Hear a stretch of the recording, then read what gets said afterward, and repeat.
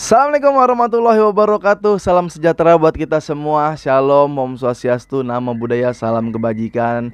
Selamat datang kembali di channel YouTube Afif Safi, pakar bola mengomentari sepak bola dengan kesoktawan. Kali ini balik lagi gua tag di studio ya.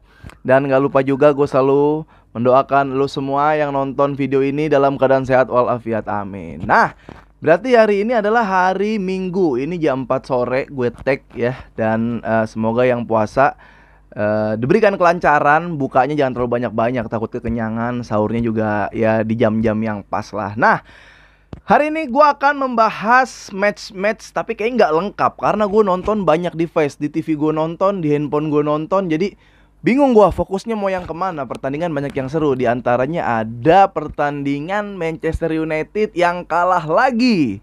Nah, kalah lagi dengan Everton. Karena kalau ngomongin kalahnya Manchester United itu udah biasa banget, ya kan?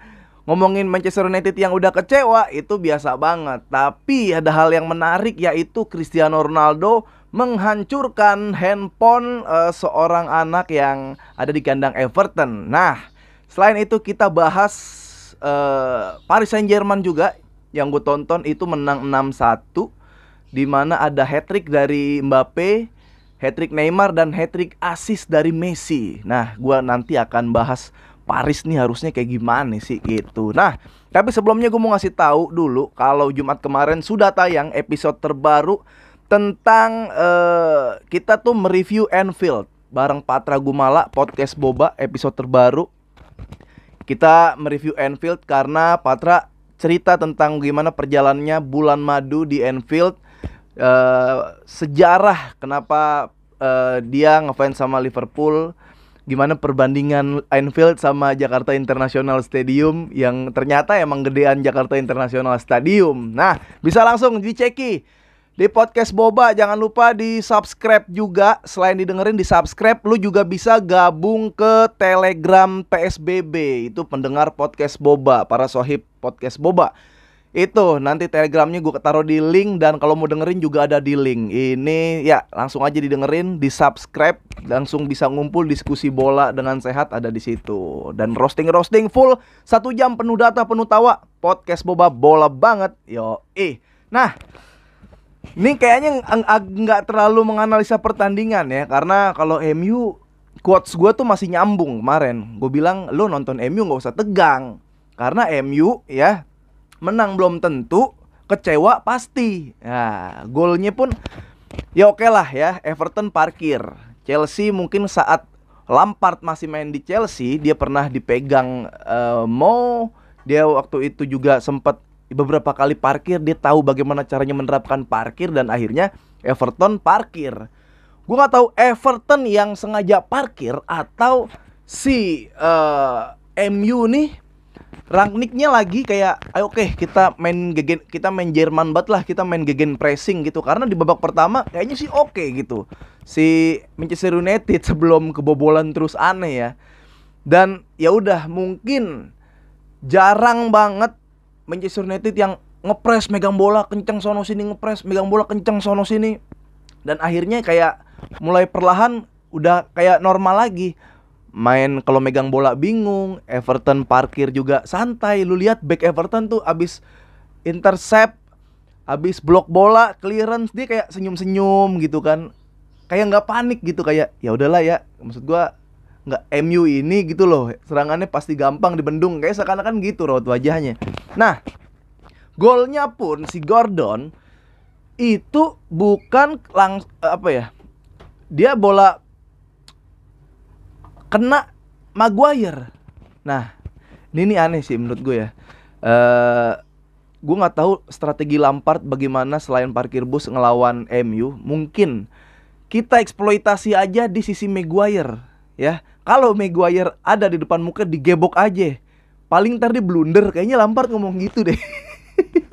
Maksud gue nih, Maguire, Gordon shoot on target, sebenarnya on target kalau nggak ada Maguire. Tapi gara-gara kena Maguire, bukan on target lagi, malah jadi gol. Maksud gue gini loh, gue kesian sebenarnya Maguire ya. Gue kalau jadi Maguire main sosmed nggak kuat kayaknya. Nonton sosmed, nonton highlight, gue nggak kuat.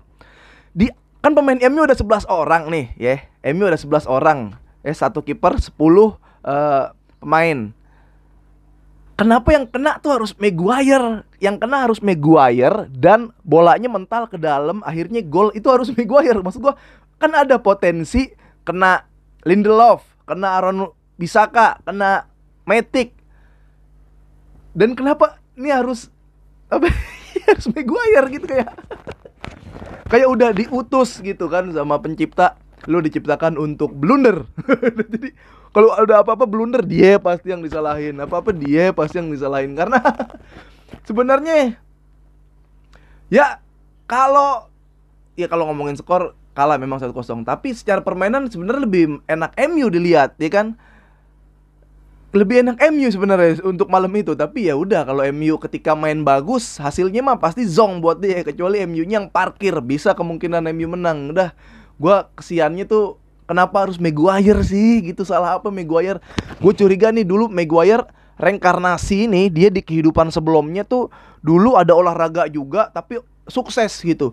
Jadi olahraga sukses, dia jadi atlet yang dipuja-puja, jadi penggemarnya banyak, fansnya banyak, tapi dia star syndrome kayak anjing gue udah bisa ini itu dari olahraga ini, gue mengambur-ngamburkan terus buat salah buat apa gitu, tapi belum disiksa di dunia udah mati, udah mati ya reinkarnasi jadinya Maguire. Jadi dihisapnya nih Maguire sekarang nih yang dosanya lagi dibakar nih Maguire. Kalau pakai konsep reinkarnasi ya. Tapi gue nggak tahu lah salah apa sih Maguire di kehidupan sebelumnya, gue nggak tahu sumpah. Dan waktu itu juga ini ada videonya dikit nih. Nah, ini kan Nemanja Matic handsball. Ini nih sisi baik dari Maguire ya. Maksud gue oke lah handsball gitu. Dan Maguire diangkat tangan kayak memberikan gestur ke wasit kayak sit handsball. Mau jadi apa? Mau dapat predikat apa gitu, kayak lu mau jadi pemain terfair play gitu kan. Masalahnya apa? Itu temen lu kalau wasitnya enggak handsball kan jadi handsball. Maksud gue dengan cara seperti itu lu nggak bakal bisa juga Maguire menjadi pemain terfair play. Yang ada lu dituduh cepu sama temen-temen lu. Ampun dah, Maguire nih terlalu lucu ya buat sepak bola ya. Nggak ngerti badannya kaku. Udahlah. Tapi setelah itu juga ada Cristiano Ronaldo yang kalau gua dibilang Cristiano Ronaldo gagal malam itu, gue nggak setuju. Cristiano Ronaldo memang gagal menciptakan gol ke gawang Pickford, ke gawang Everton. Cristiano Ronaldo memang gagal ya membawa Manchester United menang. Tapi Ronaldo berhasil. Cristiano Ronaldo berhasil menghancurkan handphone seorang anak. Ya, tapi banyak meme tuh yang diupload sama akun-akun troll di luar, kayak Messi ketika 82 kalah paling cuman garuk-garuk bangunin Alphonso Davies. Ronaldo kalah 1-0 ngancurin handphone orang gitu kan. Ini faktos gitu. Jadi gua ya menurut lu aja lah gimana. Tapi kalau gue belain Ronaldo, emang udah ketumpuk. Mungkin dia kesel sama Maguire, mungkin dia kesel sama internal Manchester United. Apalagi Ronaldo kakinya itu berdarah ya. Dia kena full, ditatakin kakinya sama Everton, tapi nggak kena deker, malah kena betis apa ya. Jadi ya gue mau bilang wajar juga, harusnya dia bisa jaga sikap. Tapi kalau jaga sikap pun lagi kesel, kayaknya sih diledekin kayak Ronaldo, akhirnya dihancurin. Jadi ya gue gak bisa dukung Ronaldo menghancurkan ini. Tapi perbuatan dari fans Everton nyela-nyela Ronaldo juga itu gak baik gitu. Jadi hal itu terjadi, gue bilang mah ya gak ada yang bisa antisipasi hal itu terjadi, gitulah ya. Nah udah, Manchester United kemungkinan besar Arsenal masih unggul beberapa poin dari MU, dan masih ada satu permainan di atas MU, masih ada satu games lagi yang harus dijalanin sama Arsenal. Saat ini MU masih di 7 gitu. Gue nggak tahu, kayaknya MU sih nggak masuk Liga Champions nih. Feeling gue sih kayak gitu. Oke, sekarang kita ke Paris Saint-Germain yang menang 6-1 lawan Clermont. Clermont ini kalau nggak salah, iya itu daerah kelahiran Lenglet, Clermont Lenglet. Iya. Yeah. Nah, Ya emang ya harus menang sih, wajar lah ya Paris Saint-Germain. Maksud gua kalau terlalu tolol kalau kalah. Tapi kita lihat proses menangnya. Ada 3 gol dari Mbappe, 3 gol dari Neymar, 3 assist dari Lionel Messi. Lu tahu gak? Kalau lu nonton Paris ya, nggak apa-apa lu nonton gara-gara Messi, ada Messi, atau lu fans Madrid yang pindah nonton gara-gara ada Ramos, mau ngeliat Ramos sama Messi. Gue yakin itu ada, nggak apa-apa, akuin aja. Gue dari kemarin bilang yang salah selain sistemnya Paris Saint-Germain, pemainnya juga tolol, nggak ada inisiatif. Maksud gue gini, lu tuh bisa kok main sesuai porsi aja gitu. Yang back mah kerjaannya bertahan, yang kiper kerjaannya jangan sampai kebobolan, yang gelandang kerjaannya ngatur serangan, yang depan kerjanya ngegolin. Semuanya porsi itu, pemain nggak ada yang ngerti porsinya masing-masing. Back mau gocek-gocek, iya kan? Blunder kadang-kadang, kiper juga mau gocek-gocek, blunder kadang-kadang. Gelandang pun, ya gelandang, ya lu paham lah, lu lebih paham nih penonton nih. Defend midfield ada, attacking midfield juga ada. Fungsi defend midfield kayak gimana, fungsi attacking midfield kayak gimana. Ada menjaga kedalaman, ada yang distributor buat ke depan, buat supply ke depan. Attacking midfield yang ya bisa kadang sesekali 2 kali gocek, terus umpan lagi ke depan, biar penyelesaian akhir penyerang. Ya kalau bisa lu punya insting buat shoot juga, gelandang juga shoot. Nggak ada yang sadar kayak gitu atau ngerasa hebat. Mau bangkis lagi. Bentar. Udah gak enak banget mau bangkis. Mau bangkis nggak jadi, gak enak banget. Ngerasa hebat. Kita lihat gini, misalkan Guaye, dia emang jago gocek? Nggak jago, nggak ada spesialnya. Tapi dia mainnya, wow, berasa Iniesta, berasa Pedri mainnya, berasa Zidane mainnya. Siapa lagi? Danilo, kadang dia back, kadang dia nemenin Verratti ke depan. Ngapain gocek-gocek, ya kan? Wijnaldum lah ya, kadang normal, kadang nggak serak juga mainnya. Kalau lagi normal ya udah, dapat bola simpel umpan ke depan. Sekarang gini, di Paris siapa pemain yang bisa ngasih assist ke striker? Apakah ada gelandang Paris yang spesial banget sampai bisa ngasih manjain umpan-umpan ke striker? Verratti sesekali doang. Verratti tuh gue lebih lihat spesialnya dia adalah ngontrol bola ya, sama kadang-kadang sliding tackle-nya tuh oke tuh, intercept-nya oke. Tapi bola-bola ajaib gue jarang ngelihat si Verratti seperti itu. Di depan kalau udah dapat bola, udah buta. Dia main bola sendiri tuh. Kayak seakan-akan lampu sorot. Neymar Mbappe dapat bola, sorot lampu. Ini adalah show lu, gocek nggak lewat. Bola hilang, mood rusak, ritme hancur. Padahal begini, kalau lu lihat fakta dari pertandingan semalam dengan 3 assist Messi, gue udah salut sama Messi. Dia mau ngalah loh. Gue pikir Messi, Neymar, Mbappe semuanya itu mau golin. Ya yakin lah gue semuanya mau golin. Tapi Messi tuh udah jadi orang yang ngalah, agak ke belakang dikit ya. Dia jadi false nine, dia jadi midfield malah. Dia yang ngumpan-ngumpanin. Maksud gue di antara gelandang Paris Saint-Germain, malah justru Messi yang bisa mempekerjakan tugas gelandang ini, umpan-umpan ke depan.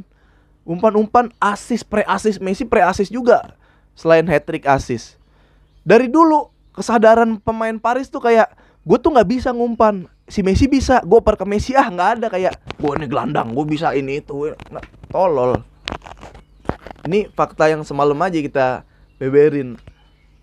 Semua bisa dilakukan. Gini, kemarin ada meme lagi yang bilang dribble terbaik Zidane Iniesta. Gelandang terbaik Xavi Zidane, dribble terbaik Iniesta siapa gitu, goal getter terbaik Ronaldo Lewandowski. Tapi semuanya itu ada di Messi. Itu gue cukup lumayan setuju loh. Maksud gue kenapa Messi itu, kenapa banyak yang benci juga? Karena dia bisa melakukan itu semua mungkin. Nggak spesial cuma pencetak gol terbaik Messi, dribble terbaik Messi. Dia bisa ngelakuin semuanya, makanya mungkin Messi banyak yang benci. Nah, PSG harusnya tuh beruntung punya Messi di situ dan bisa dimanfaatin. Selain pelatih bisa manfaatin, teman-temannya juga bisa manfaatin. Tapi ya emang kuring aja nih, tim kuring, tim ngerasa jago. Ya udah, buktinya semalam udah ada, walaupun ya lawannya Clermont, tapi ini kan miniatur sampel. Kayak gelandang nggak bisa umpan, ketika Messi yang dapat bola itu pasti Kalau nggak jadi asis, jadi pre-asis. Bola-bola penting kalau udah dapet Messi udah pasti ada ya. Gue mungkin kayak mendewakan Messi, tapi hal yang terjadi itu. Kira-kira seperti itu aja lah ya. Dan match ini, malam ini banyak yang seru karena ada City Liverpool yang kayaknya ini pertandingan yang menentukan. Mainnya di City. Kalau gue sih nggak mau ini seri ya. Liverpool City ini seri gue nggak mau. Lu prediksiin di bawah deh berapa skor Liverpool City. Gue nggak mau ini seri karena kalau dari salah satu klub ini menang, itu pengaruh banget tuh. Mental pasti goyang. City kalah sama Liverpool, dia pasti bakal goyang karena anjir gue udah ditempel. Akhirnya ketika ketemu kalah juga. Ya, Liverpool kalau kalah sama City kayak gue udah lama-lama nempel City tapi ketemu kalah gitu. Itu pasti ada goyangan mental dikit yang bikin seru Liga Inggris lagi. Nah, enggak lagi sih. Liga Inggris terlalu seru. Jadi ya udah kita lihat nanti malam. Ini lu review pakar bola. Tolil of the week nggak ada dulu karena bulan puasa nggak enak ya ngata-ngatain orang. Walaupun sebenarnya banyak di medsos yang aneh-aneh. Ya udah gitu dulu. Lancar-lancar puasanya. Sehat selalu, jaga kesehatan. Sampai ketemu lagi di pakar bola. Jangan lupa dengerin podcast Boba tiap Jumat tayang di aplikasi Noise, NOICE. Ya langsung aja di subscribe gitu dulu. Assalamualaikum warahmatullahi wabarakatuh.